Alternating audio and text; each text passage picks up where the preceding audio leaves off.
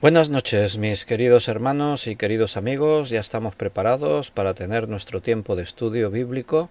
Hoy volvemos al tema de historia de la Iglesia. Normalmente nos ocupa los sábados este tema. Y bueno, yo sé que durante la semana nos metemos más en la Biblia, en la palabra, y el hecho de dedicar un día a mirar la historia de la Iglesia es importante.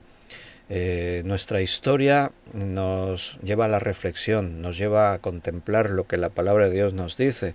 Entonces es una de las materias esenciales para todo estudioso cristiano de la Biblia, porque la historia de la Iglesia, nuestra historia, está entrelazada con cómo tenemos que vivir, cómo tenemos que andar. Y siempre vamos a aprender mirando al pasado, de los errores y de los aciertos. Entonces, lo primero es que vamos a hacer una oración, le vamos a pedir al Señor que Él nos guíe y nos ponemos. Señor, gracias, estamos preparados para estudiar hoy también, Señor, y queremos que al mirar atrás en la historia de la Iglesia podemos inspirarnos en esos hermanos nuestros que dieron sus vidas por causa del Evangelio, aquellos que dedicaron toda su vida para predicar. También ver los errores de aquellos que se torcieron, se apartaron. Tu palabra es el alimento que cada día necesitamos. Y contemplamos la historia de la Iglesia a la luz de tu palabra. Así que danos sabiduría, ayúdanos y enséñanos. Y gracias por permitirnos disfrutar de este tiempo juntos, hermanos de diferentes partes del mundo. Gracias y te alabamos por todo, Señor, y todo esto te lo pedimos en el nombre de nuestro Señor Jesucristo. Amén. Muy bien, mis queridos hermanos, antes de que nos pongamos con el estudio de Historia de la Iglesia, miro en el chat en directo para ver saludos. A ver, Miguel Torres ha saludado, Dios lo bendiga, Pastor Víctor y hermanos en Cristo, siempre es una bendición escuchar las enseñanzas de la palabra de Dios, como dijere Salomón, las palabras de los sabios son como aguijones y como clavos hincados son las de los maestros de las congregaciones, dadas por un pastor. Quiero que sepa que está en nuestras oraciones, amado pastor. Muchas gracias, Miguel, Dios te bendiga. Juan dice, buenas noches, mis amados hermanitos Víctor y todos los demás, que la gracia y la paz de nuestro Señor Jesús y de nuestro Papá estén en vuestros corazones. Fabiana dice, buenas noches, pastor Víctor y hermanos queridos, que nuestro amado Dios los bendiga grandemente. Y Ana Rita, muchas bendiciones para todos. Y esos son los mensajes que hay hasta este momento. Bien, vamos a continuar, estamos unos días detenidos hablando de los pre-reformadores y de los reformadores. La semana pasada veíamos el personaje de una mujer poco conocida, pero que jugó un papel fundamental. Es considerada como una de las piezas claves de la Reforma y quedó un poco a la sombra de Martín Lutero porque Lutero era su esposo. Y pocos conocen a Catarina, pero a partir de la semana pasada pues ya los vamos conociendo mejor y sabiendo cómo Dios también utilizó a estas mujeres en la historia de la Iglesia. Fabiana dice que no respondió ayer, se le cortó, hace mucho calor, hoy peor que ayer. Bueno, aquí tendría que hacer frío, pero no hace mucho frío, estamos con una temperatura muy agradable. Esta tarde hemos hecho una excursión con los jóvenes de la iglesia por la zona de la playa y la verdad es que hacía muy buen día, parece primavera en lugar de pleno invierno. Y Benito dice buenas noches a todos. Bueno, ya hemos empezado el estudio, estaba ahí viendo algún comentario. Y antes de que nos pongamos a ver algún personaje más de estos reformadores, tengo por ahí algunos pendientes como Martín Bucero, William Tyndale, Juan Knox o Erasmo de Rotterdam y otros tantos. Entonces vamos a ir viendo algunos de esos personajes que Dios usó en el proceso de la Reforma para tratar de llevar a la Iglesia nuevamente a unos orígenes, a tratar de comprender y entender que sin la palabra de Dios no podemos caminar, es la lámpara en nuestro camino, que sin las instrucciones precisas de Dios seguimos religiones de hombres y por eso se llenan de corrupción y de todo tipo de pecado. Déjame que te lea un versículo, un par de versículos en Mateo 24, recordando algo que ya hemos leído no hace demasiado tiempo, pero dice en Mateo 24, 8, al, al 12, al 13 mejor. Bueno, leeremos hasta el 14, del 8 al 14. Dice, y todo esto será principio de dolores. Bueno, esto sabes que son los anuncios de Jesús, las señales que anuncian que nos acercamos al tiempo del fin. Y todo esto, pues ya sabes, todo lo que dice anteriormente, guerras, rumores de guerras, terremotos, pestes, hambres, todas estas cosas, ¿no? Y entonces dice el versículo 9, entonces os entregarán a tribulación y os matarán y seréis aborrecidos de todas las gentes por causa de mi nombre. Esas son advertencias de la Biblia, en este caso el propio Jesús advirtiéndonos que cuanto más nos acerquemos a los últimos tiempos, más se va a volver a intensificar la persecución contra los creyentes. Siempre ha habido persecución. Estamos viendo la historia de la Iglesia en el siglo XIV, XV, XVI, esos tiempos, esos siglos de la Reforma. Pre-reformadores y reformadores, fue un movimiento que Dios utilizó para que dentro de la Iglesia que estaba corrupta, alejada de Dios, donde no se leía la Biblia ni se estudiaba, bueno, pues estos hombres trataron de volver a los orígenes, nos volvieron a llevar a centrarnos en la palabra, atender la palabra, leerla, escudriñarla, recibirla. Es dentro de ese contexto que la palabra de Dios empieza a predicar otra vez, y cuando la palabra de Dios se predica ocurren cosas. Pero estos hombres fueron perseguidos por causa de predicar la Biblia. No eran brujos, no hacían sacrificios de niños, no hacían cosas extrañas, simplemente predicaban la Biblia, y por eso se les perseguía, y por eso muchos de ellos murieron como mártires. Entonces, ahora parece que vivimos un tiempo de bonanza, no en todo el mundo, hay lugares de este mundo donde muchos cristianos están siendo perseguidos. Hemos tenido un corte, yo me callé, no he seguido hablando, así que no perdisteis nada. Decía esta chica, seguramente yo soy la única chica cristiana de toda Corea del Norte. Y leer eso me hizo pensar mucho. Me hizo pensar que vivimos como muy tranquilos, muy confiados, ¿no? No nos persigue nadie. A veces podemos tener algún problema que otro, incluso con las autoridades por predicar según qué cosas. Nos pueden censurar nuestras páginas de estos perfiles, de estas redes sociales por decir según qué cosas.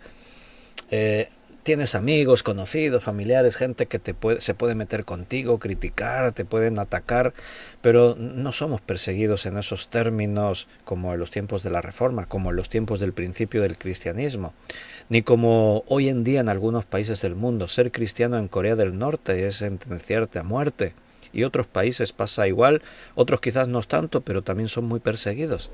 En cambio aquí, que estamos con la libertad que tenemos, me preguntaba, ¿y por qué nosotros no aprovechamos más nuestra libertad y predicamos por todas partes?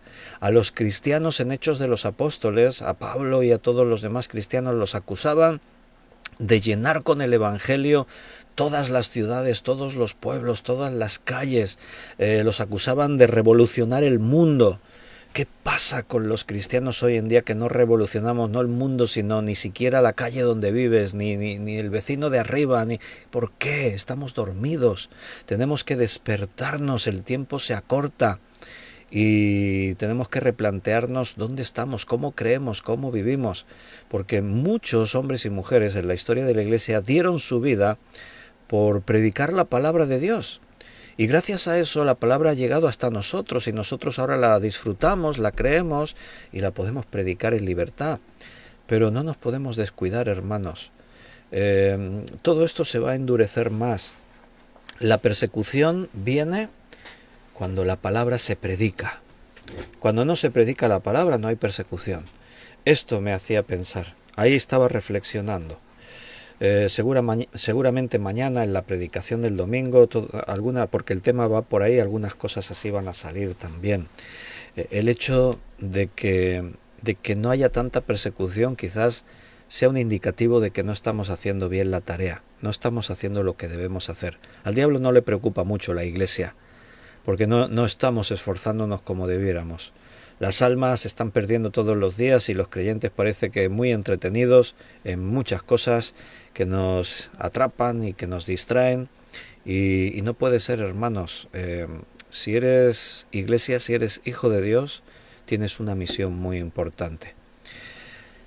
Seguramente va a venir más persecución sobre aquellos que nos propongamos predicar la palabra y hacerlo más y más y más cada día.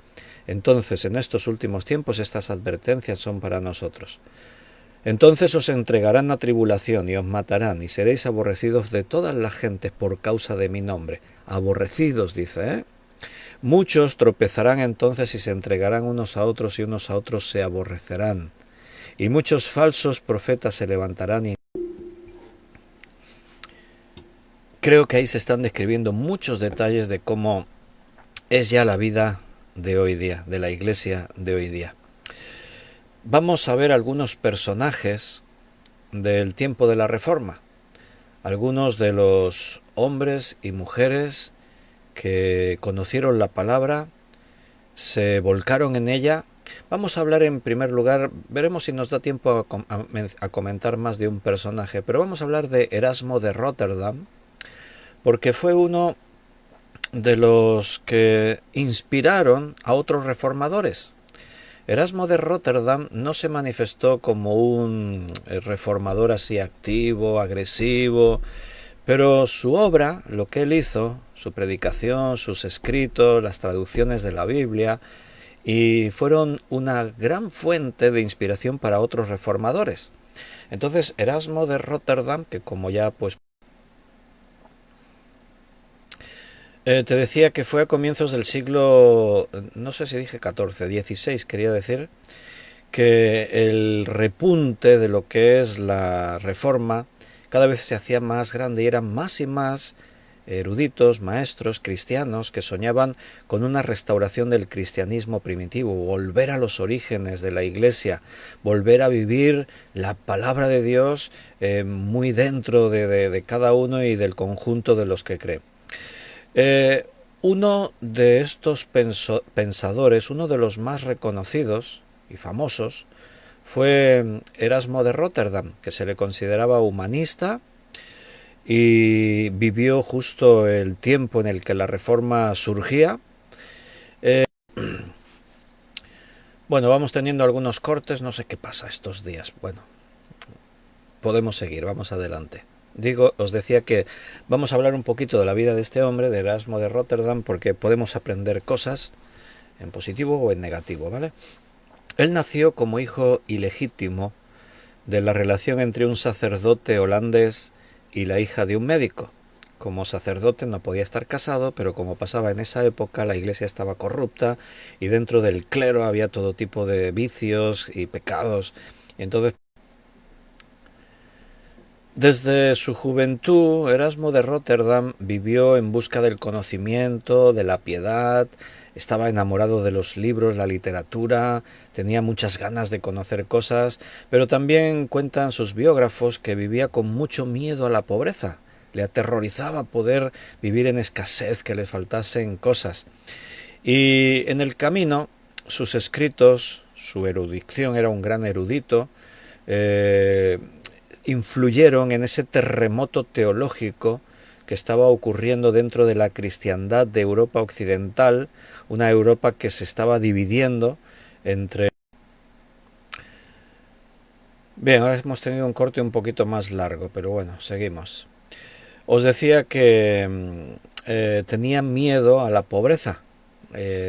Erasmo de Rotterdam tenía miedo y era un tiempo en el que Europa se estaba dividiendo entre dos frentes. Por un lado el catolicismo romano, una iglesia corrupta, llena de vicios, de conspiraciones, de intereses de todo tipo, y por otro lado los reformadores que trataban de conducir a la iglesia a los orígenes del cristianismo, viviendo en la palabra de Dios. Bueno, vamos teniendo cortes, pero yo voy siguiendo adelante. Os decía que se quedó huérfano a causa de la peste negra y fue llevado a una escuela en Saint-Lebuin, que en esta escuela se enfatizaba el aprendizaje clásico y también se enseñaban humanidades. Y después fue llevado a una escuela que estaba dirigida por una hermandad que se llamaban Hermanos de la Vida Común. Y allí, en este lugar, absorbió el énfasis de una relación personal con Dios. Más allá de lo que es la religión, esta hermandad enseñaban y predicaban que todo aquel que se considere cristiano tiene que vivir una vida en una relación íntima, personal con Dios. Pero a él no le... Entonces decidió unirse a otra orden monástica, los agustinos. Él quería viajar y quería tener su tiempo para seguir estudiando, aprendiendo y preparándose.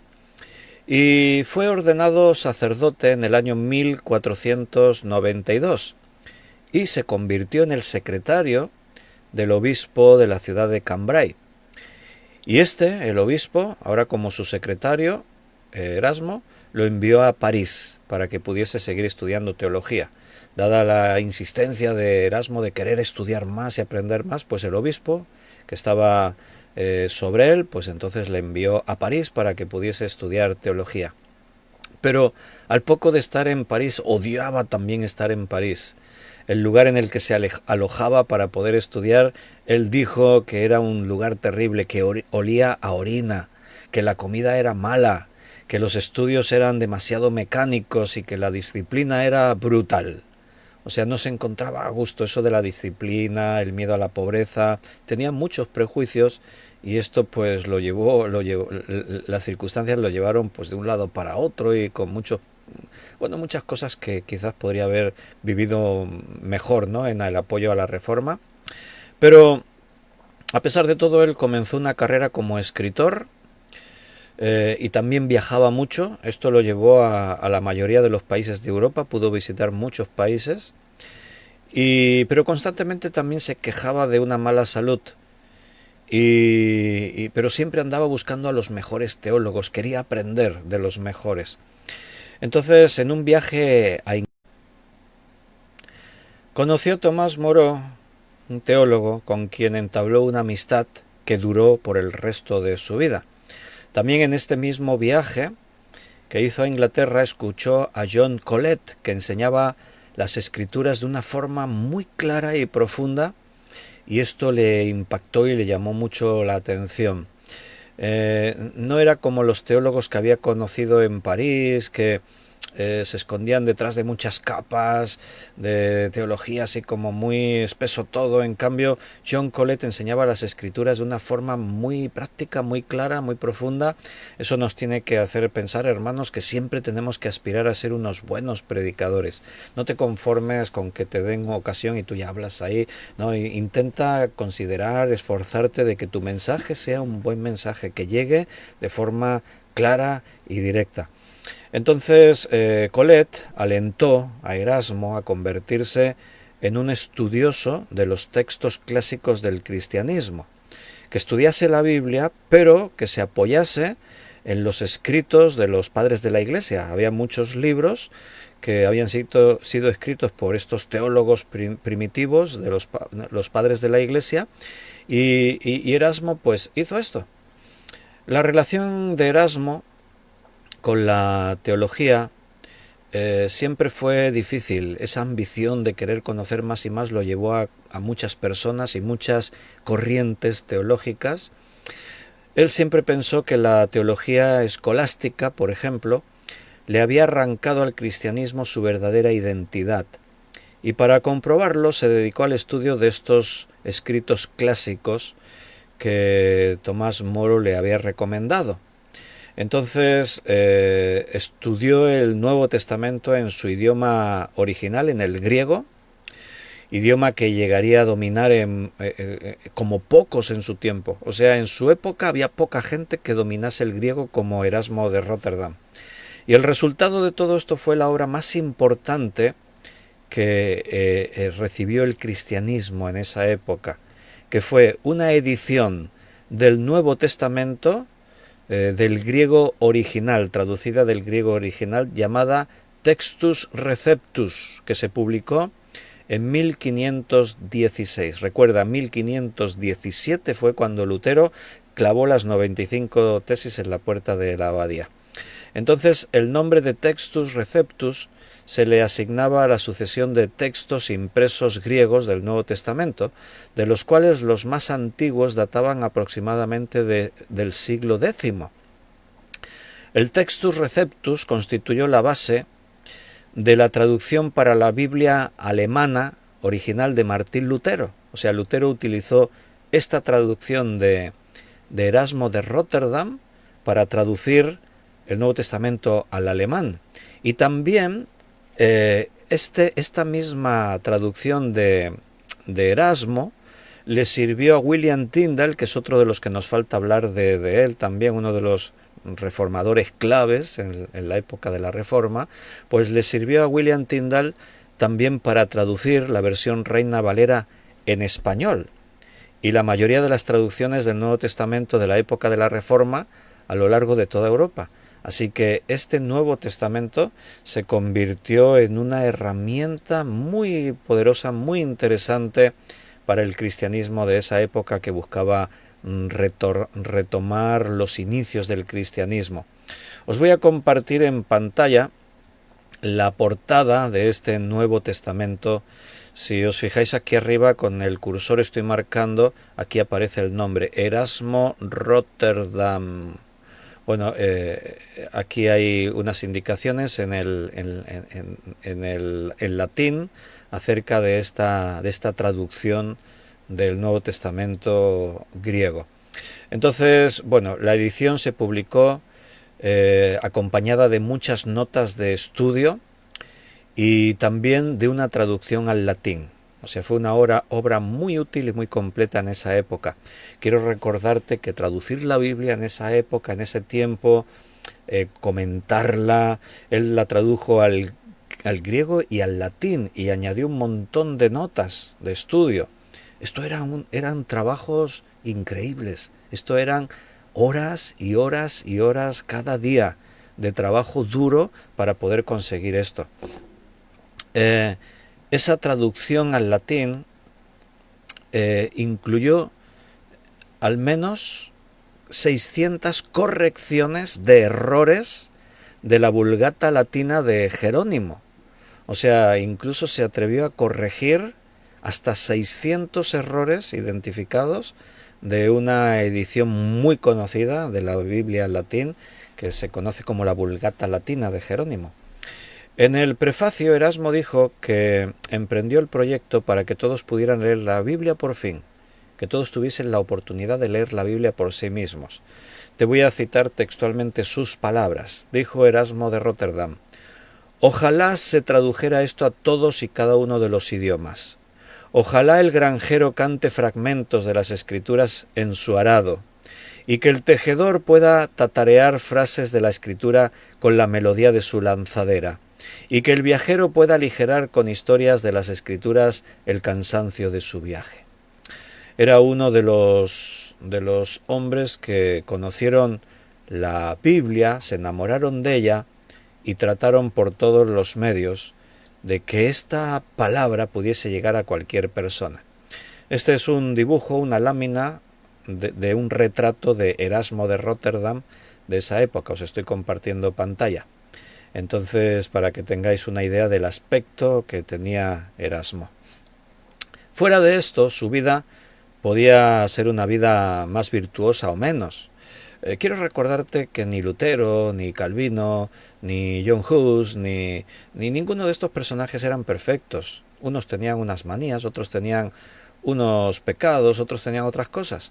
Estamos viendo que Erasmo era un hombre con muchos prejuicios, le asustaba mucho la pobreza, era como, nosotros diríamos, era muy delicado, cualquier cosa pues le molestaba, ¿no?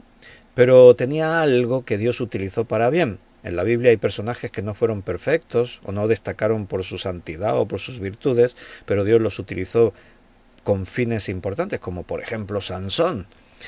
Y Erasmo de Rotterdam, una de las cosas que hizo muy importantes y que Dios utilizó fue el difundir las Escrituras, el Nuevo Testamento especialmente en otros idiomas para que pudiese llegar a cuanta más gente mejor. Entonces, dos de los elogios más notables del trabajo del Erasmo vinieron del Papa León X y de un monje alemán llamado Martín Lutero. O sea, Martín Lutero y León X hicieron comentarios elogiando todo el trabajo que Erasmo de Rotterdam estaba haciendo. Así que Lutero conocía perfectamente la obra de Erasmo y la utilizó para sus estudios y para toda la difusión del movimiento de la Reforma. Pero antes de este punto, de esta traducción, este punto de inflexión, Erasmo se había hecho famoso por otros escritos. Un libro que escribió que se titulaba El elogio de la locura, que se publicó en el año 1511. Siempre dijo que escribía para corregir los errores de aquellos cuya religión generalmente se compone de ceremonias. Te estoy citando sus palabras, Él dijo, yo escribo para, cito, corregir los errores de aquellos cuya religión generalmente se compone de ceremonias y observancias de un tipo material y desatiende las cosas que conducen a la piedad. Se hizo famoso también por su mordaz sátira que atacaba la corrupción monástica y eclesiástica. Así que fue un crítico duro y severo contra toda esa corrupción que había en la iglesia y en los monasterios. Criticó los milagros que supuestamente hacían las imágenes. Él decía que eso era mentira, las imágenes no hacen milagros. Criticó duramente las indulgencias, que vendían favor divino a cambio de dinero. Y todos los ritos que él consideraba que eran inútiles dentro de la iglesia los criticaba duramente. Su sátira y puntos de vista le dieron fama y también fortuna. En la década de 1530, entre el 10 y 20% de todos los libros más vendidos en Europa llevaban su firma. Esa traducción del Nuevo Testamento le dio muchísima fama. Y esto y sus ataques a la Iglesia llamaron la atención de Lutero, quien le escribió pidiendo que se uniese a él y le apoyase. Lutero le escribió a Erasmo de Rotterdam pidiéndole apoyo. Nunca se llegaron a conocer en persona, pero sus causas se entrelazaron. Los enemigos de Erasmo lo acusaron de inspirar a Lutero. De hecho, Erasmo encontró mucho de lo que le traían, de lo que le traía en los escritos del alemán, de Lutero. Él lo describió como una poderosa trompeta de la verdad del Evangelio. Así decía Erasmo de Lutero, una poderosa trompeta de la verdad del Evangelio. Reconoció que la obra de Lutero y que lo que Lutero enseñaba era verdadero, era auténtico, era lo que se debía hacer. Pero añadió que había cometido dos errores graves: atacar la tiara papal y el vientre de los monjes. A pesar de que él mismo, Erasmo, criticaba muchas de esas cosas en la Iglesia, él dijo que Lutero había cometido el error de ser tan insistente en atacar al Papa y todo lo que le rodeaba, y también el vientre de los monjes. Pero dicen los biógrafos que a la misma vez le decía en privado a su impresor que dejara de imprimir los escritos de Lutero porque no quería que sus propios esfuerzos se enredaran con los del reformador. O sea, ese punto de debilidad de Erasmo, ¿no? Si se veía amenazado por algo, si algo no le gustaba, entonces habría distancias. Y de alguna forma temía que su editor, si imprimía las obras de Lutero, esto le podía perjudicar a él también, ¿no? Así que a mí me recuerdan caracteres de estos de la Biblia, tipo Sansón, así, gente, bueno, que Dios pudo utilizar porque tenían una parte de bondad en el sentido de querer agradar a Dios y seguir a Dios, pero en la carne tenían tantas debilidades que Dios no podía utilizarlos de una forma mucho más grande de cómo lo podía haber utilizado. Durante 4 años, Erasmo suplicó moderación a católicos y a luteranos, buscando que se reconciliaran. O sea, se convirtió en una especie de reconciliador entre católicos romanos y protestantes. Pero fue presionado muy duramente. ¿Y qué hizo al final? O sea, las presiones, ¿tú qué crees? A ver, hablando del carácter que os he estado presentando de Erasmo de Róterdam, que no aguantaba mucho, que todo le molestaba, que le preocupaba mucho la pobreza, que quería huir de cualquier cosa que amenazase su estatus de comodidad. Ante las muchas presiones que vinieron sobre él, sobre todo de parte del catolicismo romano, ¿qué crees que Erasmo hizo?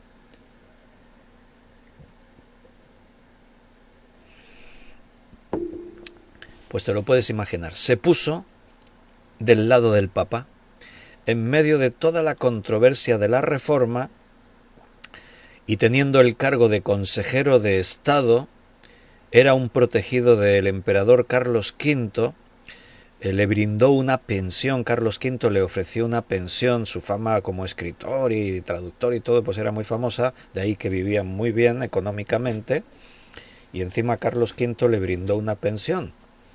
Entonces, él decidió ponerse del lado del Papa, del lado del catolicismo.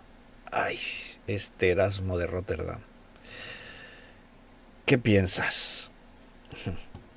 Su posición mediadora no llenó las expectativas de ninguna de las partes. Él dijo, te cito sus palabras, mi único deseo es que ahora que sea viejo se me permita disfrutar de los resultados de mis esfuerzos. Y añadió, pero ambas partes me reprochan y tratan de coaccionarme. Algunos afirman que como no ataco a Lutero, estoy de acuerdo con él, mientras que los luteranos declaran que soy un cobarde que he abandonado el Evangelio. ¿Y tú qué piensas? Bueno, pues creo que los luteranos tenían razón cuando decían que era un cobarde que se abandonó del Evangelio a los intereses.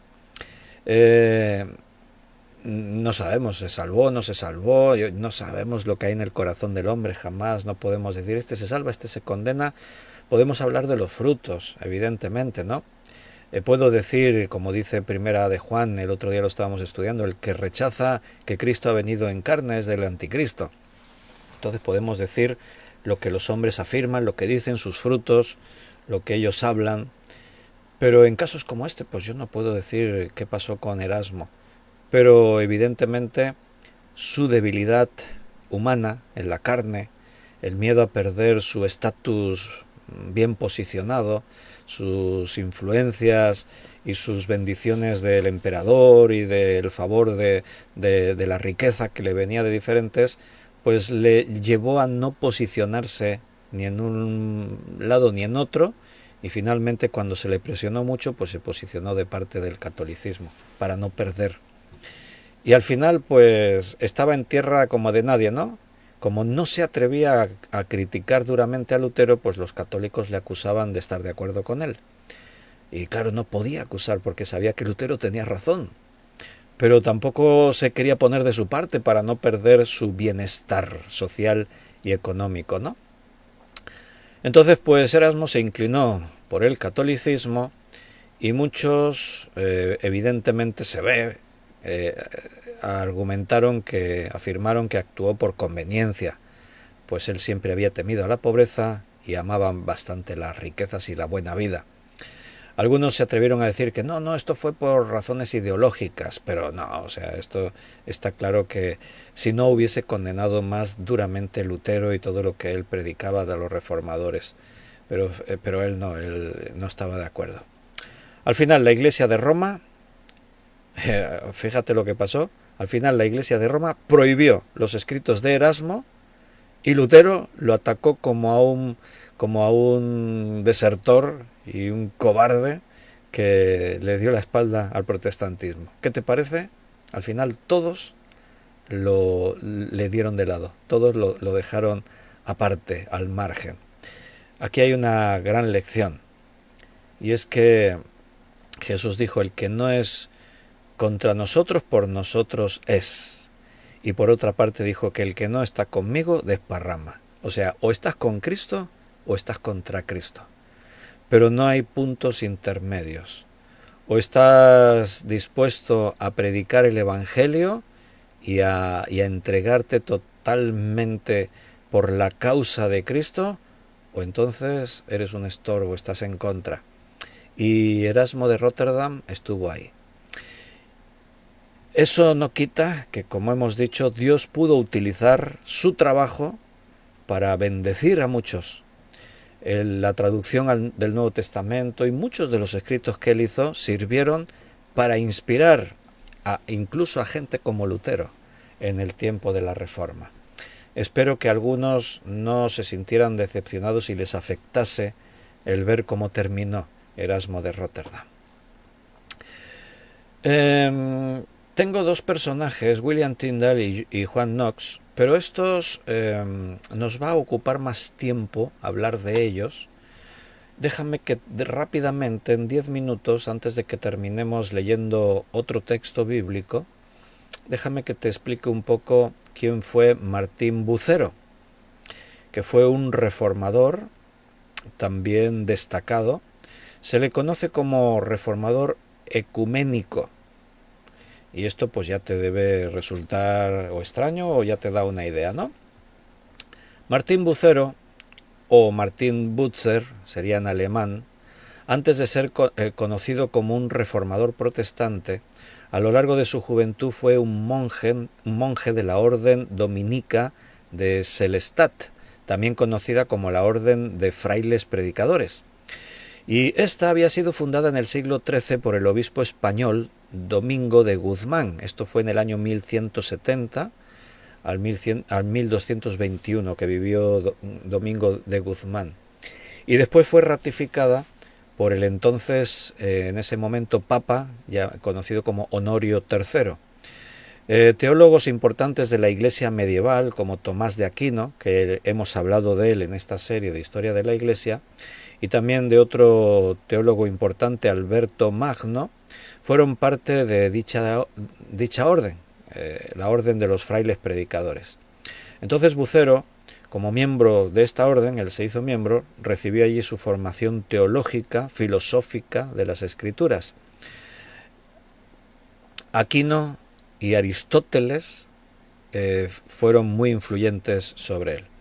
Entonces, como buen dominico, estudió también con profundidad las famosas sentencias de Pedro Lombardo y se familiarizó con el pensamiento del actual humanista Erasmo de Rotterdam. O sea que Martín Bucero fue uno de los que recibieron de toda la obra de Erasmo de Rotterdam que acabamos de hablar de él. Pero todo cambió para Bucero cuando en el año 1518, y siendo ya sacerdote, escuchó a un tal Martín Lutero durante la famosa disputa de Heidelberg en el monasterio agustino de dicha ciudad, la ciudad de Heidelberg.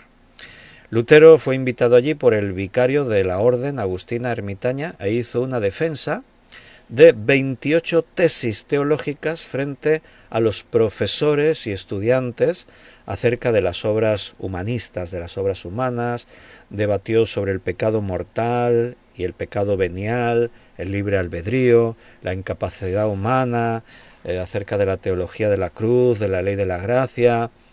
Y muy bellamente la tesis 25 dice: no es justo quien hace mucho, sino quien sin obrar cree mucho en Cristo.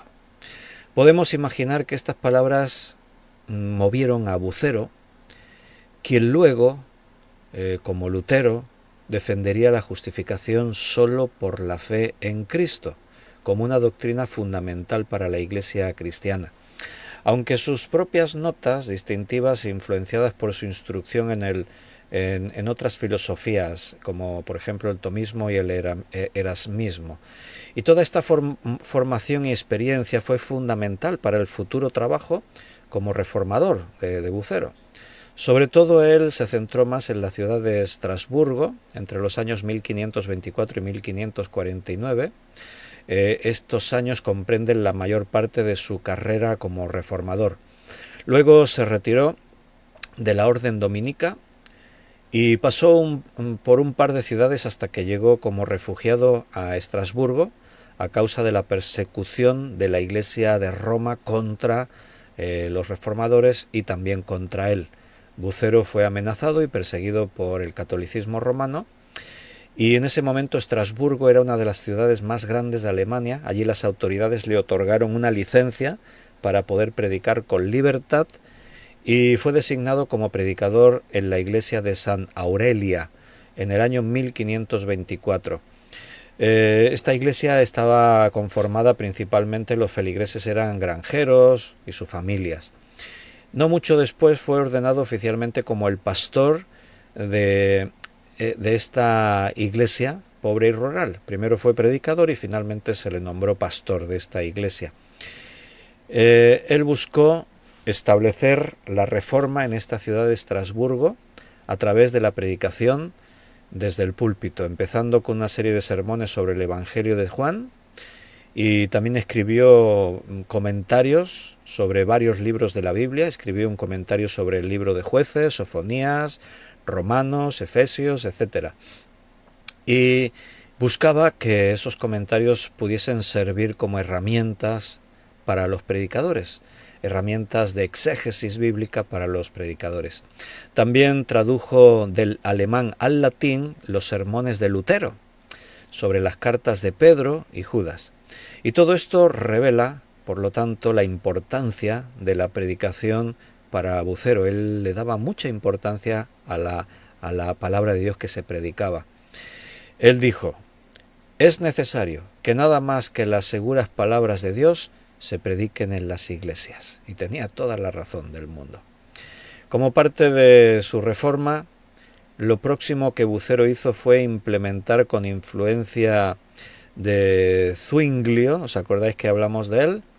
Pues también con la influencia de toda la enseñanza de Zwinglio, pues él trató de aportar cambios importantes en la liturgia de la Iglesia, especialmente en la celebración de lo que se conoce como la Eucaristía, o lo que es la Santa Cena. Se cambió el altar por una mesa para partir el pan y tomar de la copa. A los participantes se les ofrecía tanto el pan como el vino. Y se prohibió la elevación idolátrica, según él, de que el pan era la carne, o sea, que Cristo se hacía carne ahí, ¿no?, en ese pan. A pesar de estos cambios, Bucero inicialmente mantuvo algunas prácticas que habían formado parte de su liturgia desde tiempo atrás.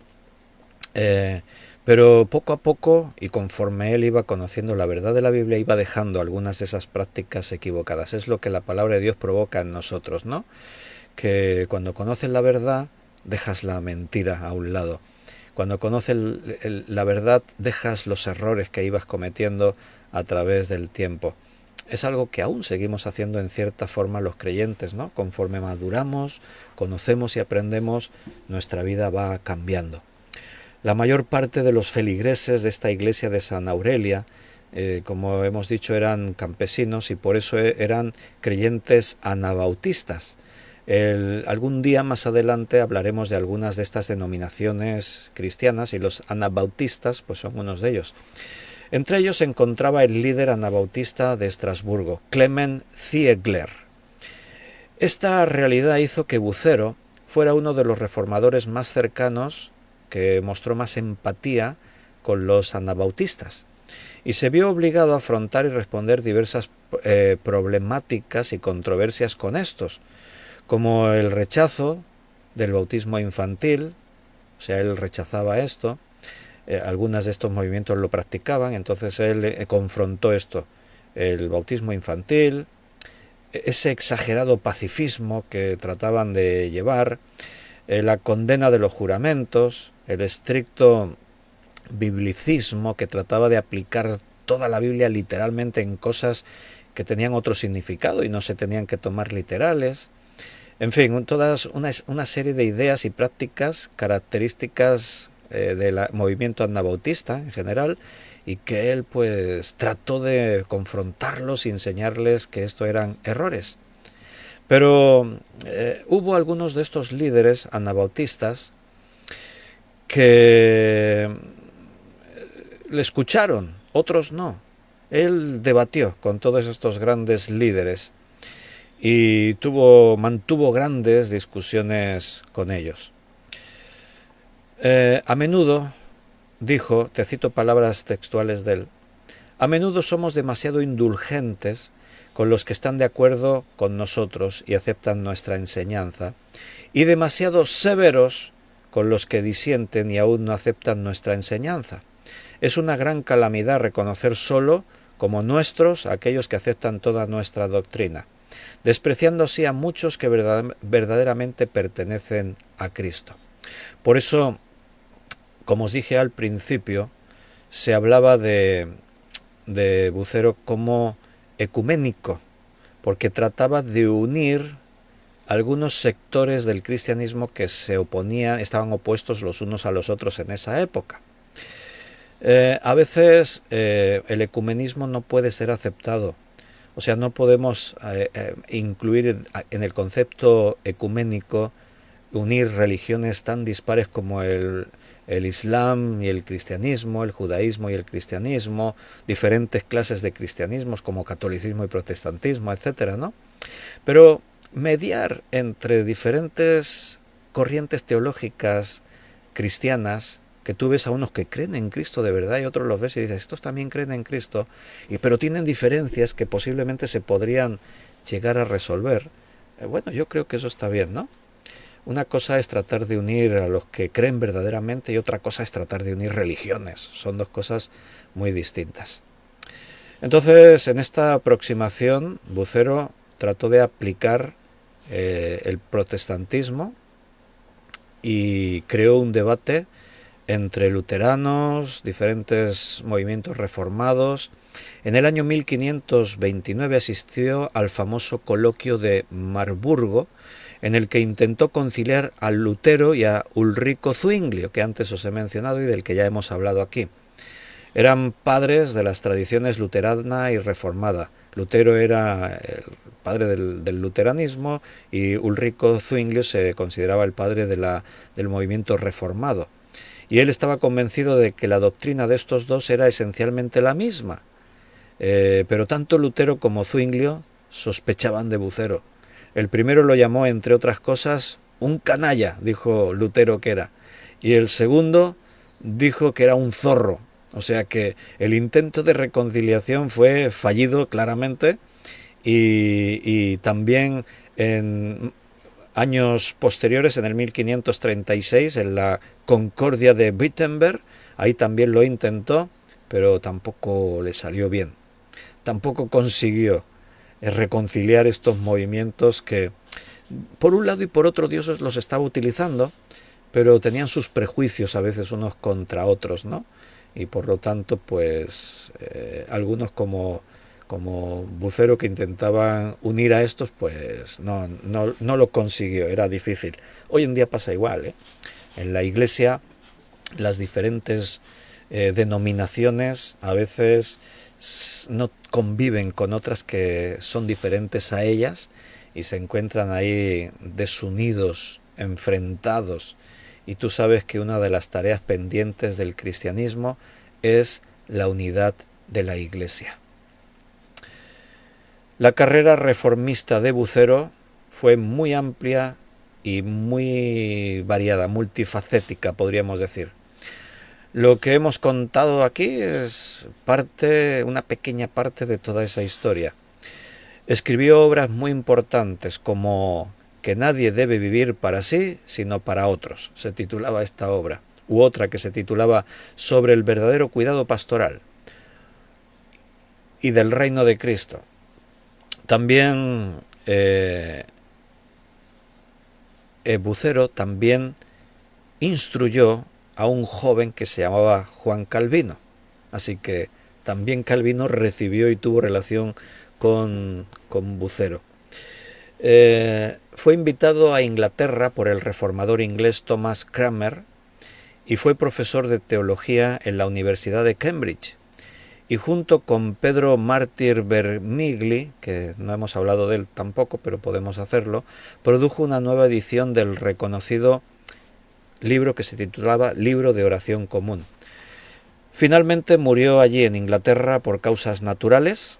El reformador italiano Vermigli, que lo consideraba su especial y más querido amigo, dijo que Bucero, en una carta a la viuda Vibrandis Roosevelt, cito sus palabras, dice textualmente: «Debo lamentar que la Iglesia haya perdido a tan buen padre, a tan fiel maestro de la escuela, a tan piadoso esposo para ti y tan incomparable amigo para mí». O sea, era apreciado por muchos, a pesar de que otros, a los que intentaba reconciliar, lo rechazaban y lo miraban mal. Bucero no legó ninguna corriente denominacional, no creó una línea teológica propia, ni él mismo se vio metido en ninguna. No fue ni luterano ni zwingliano, y mucho menos calvinista, nunca compartió de una forma plena el calvinismo. Bucero fue él mismo y aprendió de y se acercó a las diversas corrientes entre las que se encontró en su tiempo, Lutero, Zwinglio, Calvino y los otros que había por ahí, ¿no?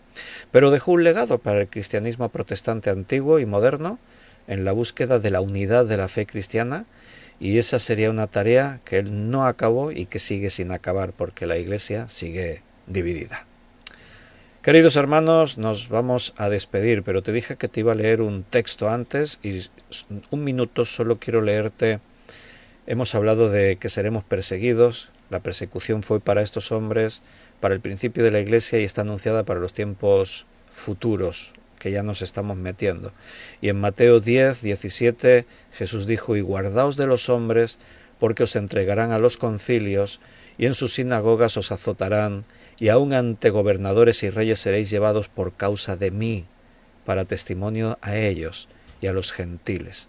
Mas cuando os entreguen», o sea que Jesús daba por sentado que nos pueden entregar, «no os preocupéis por cómo o qué hablaréis, porque en aquella hora os será dado lo que habéis de hablar. Porque no sois vosotros los que habláis, sino el Espíritu de vuestro Padre que habla en vosotros». Queridos hermanos, nos despedimos. Por esta noche se nos ha hecho la hora. Si Dios quiere, mañana seguiremos. Es domingo, primer domingo de febrero. Si Dios quiere, mañana 11 de la mañana estaremos en nuestro local de reuniones. Los que podáis venir en persona, eso es lo que tenemos que hacer. Si no podéis por la distancia, por cualquier inconveniente, os podéis conectar en directo a las 11 de la mañana. Algunos hermanos en América estáis de madrugada en esos horarios y quizás lo podáis ver en diferido. Y si Dios quiere, a las 9 de la noche mañana también estudiaremos otra vez la Biblia, en ese caso el libro de Apocalipsis. Un abrazo, que Dios os bendiga y si Dios quiere, nos vemos mañana. Hasta mañana.